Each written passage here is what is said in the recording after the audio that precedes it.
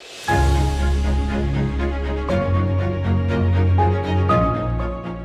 I'm Dr Shawna D'dharan and I'm an associate dentist at Elite Dental Group.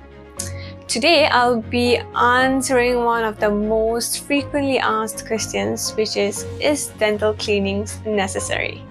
Yes, dental cleanings is necessary to maintain healthy teeth and gums, as well as to maintain any dental work that you have done in your mouth, such as fillings, crowns, and implants.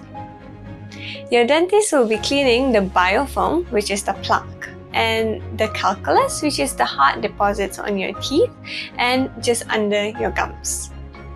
This will reduce your risk of developing tooth decay as well as gum disease.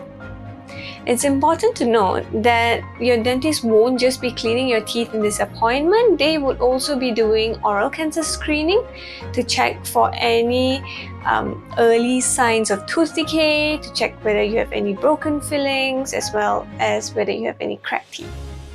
Treating this in an early stage is always better and more beneficial for you.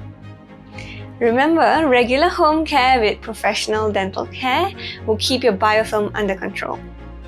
And this will be better for your oral and systemic health.